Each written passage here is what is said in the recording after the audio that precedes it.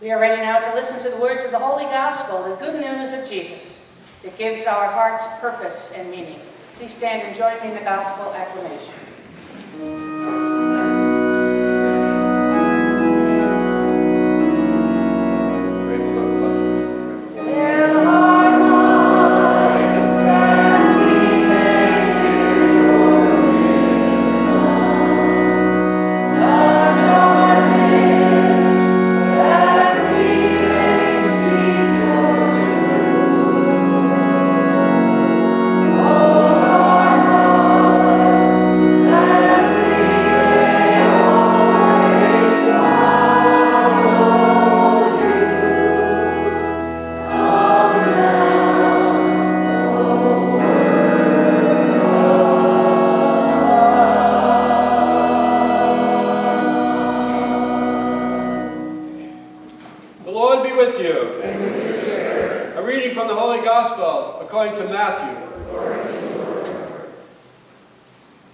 When Jesus heard that John had been arrested, he withdrew to Galilee.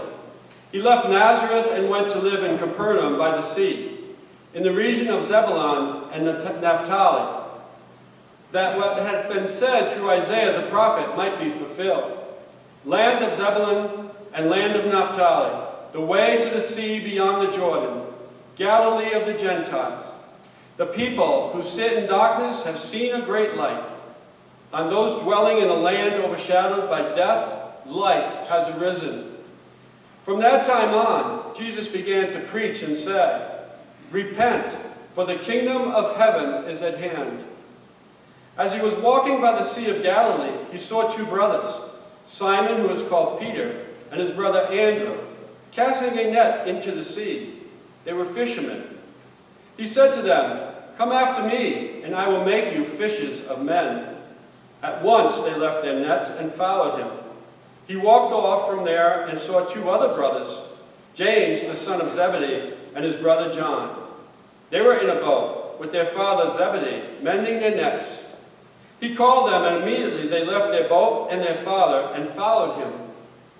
He went around all of Galilee, teaching in their synagogues, proclaiming the gospel of the kingdom, and curing every disease and illness among the people. The Gospel of the Lord. Praise to you, Lord. When I began my journey to become a deacon, I had many questions, or maybe in hindsight, there were fears. Three major fears were: one, returning to school after nearly 40 years. It was a long time, and now I would be put into the master's degree program. The fear of giving a homily to a parish. I wasn't sure how I would do, as I really didn't like public speaking. And third, the letters of St. Paul to anybody. I felt his writings were way over my head, and I would almost rather admit that to liking Richard Rohr and his Cosmic Christ writings rather than trying to explain Paul. Well, I got through the necessary classes I needed, and probably thanks to the deacon curve and many hours of reading and studying, I aced most of my classes. I have been able to deliver homilies, and although I continue to worry about them until they are delivered, I hope they are informational, on target, and challenging. Today, though, I continue on understanding Paul and his writings. So let's take a look at our second reading. Paul founded the church in Corinth about 50 AD, so we're looking at a letter written almost 2,000 years ago. This particular piece of Paul's letter is pretty sharp and to the point. He is writing to say that the church is divided. He is writing to say, again, it is divided. The church was fragmented between four different personalities, and they're brewing in Corinth church, these four different cults. There was a group who said they followed Paul, who founded the church, and poured his life into it for a year before moving on to found another church. Some would say they belonged to Apollos, who was a sharp speaker and an apologist. A group would say they followed Peter, one of the 12 apostles. Peter was the most outspoken and headstrong, so having young people follow him was natural. And the last group followed and worshiped Jesus. but they had no use for those who didn't believe the way they believed. Paul's letter points out to them that it is not right to have division amongst themselves. It is not Paul, Peter, or Apollos, he says, that was crucified for them. It was Jesus. And Christ was not divided about who he did it for. He died for all of us. By changing a few words and names, this letter could have been written and rewritten many times over the 2,000 years it existed. If we close our eyes and go back in time, you'll hear the voice of Abraham Lincoln saying, "A house divided against itself cannot stand." Sadly, history has not healed the divisions. We face divisions within our church, division in nations, and division in our own country. Paul's first letter to the Corinthians asks, "Is Christ divided?" Well, we divide Christ when Christian congregations do not respect each other. We are in the midst of Christian Unity Prayer Week. We divide Christ when Christians go to war with each other. We divide Christ when Christians from other lands seek to live with us and we do not let them cross our borders legally. We divide Christ when we ignore the stranger, disregard the poor, and fall deaf to the voiceless. We divide Christ when we do not see the face of God in every human being we encounter. And we divide Christ when we do not love anyone, the annoying telemarketer, the lousy driver, the lonely classmate, and the difficult family member. St. Paul begs the Corinthians to understand why they must not be divided, so the cross of Christ might not be emptied of its meaning. Jesus died so that we would love each other. The apostles left everything to follow Jesus so that we may know the truth of the gospel.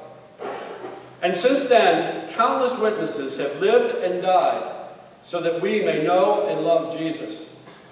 To love and know Jesus is to know and love and be one with those he loves, which is everybody. This kind of love is not a feeling, it's a doing.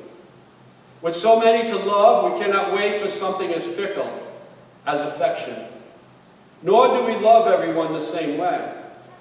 Experienced parents realize they love their babies by holding them, their teenagers by letting go a little, and leaving the light on, and they love their adult children by respecting their decisions and asking them for advice. It is sometimes difficult to figure out how to love in a family, so suggesting love as a response to a national or international stage seems to be naive. But what if our response to crimes within a far-off nation or ourselves was to send aid to the victims of that crime? Isn't that a more loving, more logical, and maybe a more effective response than bombing a few strategic points and creating more victims? I would ask you to reflect this week on two quotes from a 5-time Nobel Peace Prize nominee, Mahatma Gandhi, who first said, "I like your Christ. I do not like your Christians. Your Christians are so unlike your Christ." And the second quote from Gandhi is, "Your belief becomes your thought. Your thoughts become your words. Your words become your actions. Your actions become your values. Your values become your destiny." Like the apostles, we have been called to discipleship. As such, we are given the name Christians. But are we conscious of what the name stands for? What responsibility comes with it? It is more than just a title or a label. To be a disciple of Christ, to bear the name of a Christian, compels us to take on the responsibility, regardless of the difficulty and the cost, to bring unity where there is division, and to live the gospel every day of our lives. Our church and our country have divisions, and we can be a light in that divide, or we can add to the dissent and the chaos. Like always, God has given us a choice: decide unity or decide division.